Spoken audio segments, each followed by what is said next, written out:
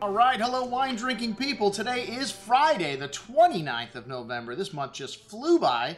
And happy Thanksgiving to everybody. Hope you enjoyed yours. As you notice, there's no crazy Black Friday sale going on at the Wine Watch.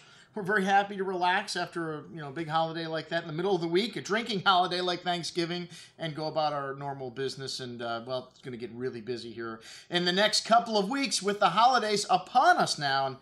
And we just got a few drinking opportunities left for you, our wine drinking people. And it's a trio of Krug events going on, starting tonight at Williams Island. That's a private event. That's why it's not up on our calendar. So just for the members over there. And, my good friend John Drugan asked me, what do you want to do in the month of November and December with us? I immediately thought of my favorite champagne house, Krug. And, hey, when money is no object and I'm partying like a rock star, I am drinking Krug, and vintage Krug at that. And, well, you're going to have another chance to drink Krug with me on Sunday night at Hakkasan. We've got a Krug event there, which we're going to be showing the Rosé, the Grand Cuvée, and the vintage Krug. And then on the 5th of April, the very last event we have this year. And this is going to be one of the greatest events we have ever done here at the store. 7 vintages of Krug, vintage Krug, back to 1982, including great vintages like 85, 90, 95, 96, 98, and the Clos Champagne. That's right.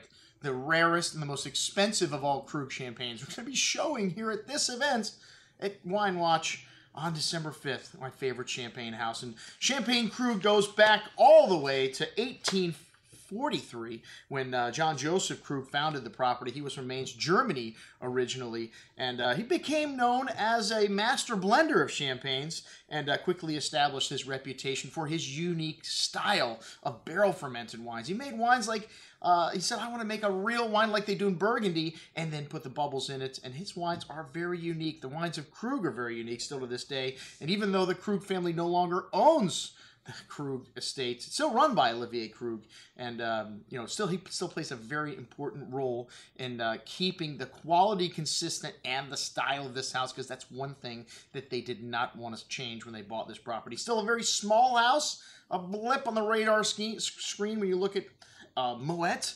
The parent company, the largest champagne producer in the world, probably. Definitely the largest Tête de Cuvée champagne producer. And when you look at Tête de Cuvées, that's the top of the level of quality. And that's where Krug starts. The Grand Cuvée is the latest release of any champagne. It's released 5 to 6 years after they've made the bubbles, put the bubbles in the bottle here. And it's got up to wines up to 20 years old in the blend. So I like to tell people the Grand Cuvée is as good as anything made at Krug, made with the same attention to detail as all their other wines. The vintage Krug's only made in great vintages. And if you look at the numbers, this is the highest rated champagne house according to every major critic on the face of the earth. If you look at their scores over the last 30 years, these guys score higher than anybody else at a consistent level. And wines keep their value and go up in price. If you look at some of these old vintage Krugs that we're serving, a lot of them are in the 4-figure price range or very close, and very hard to find. These are really highly sought after by collectors, and one of the few champagnes that ages very well, even they're non-vintage, or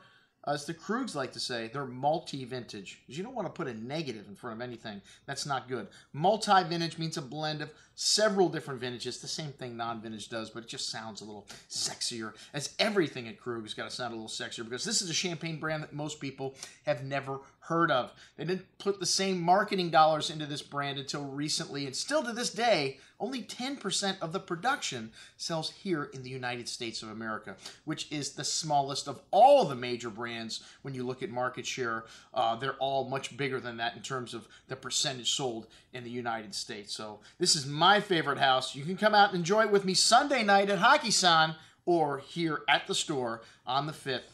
7 vintages of Krug, an incredibly dazzling array, along with the Clos Champagne, the rarest of all the rare champagnes, right here at the Wine Watch, our last event of the year.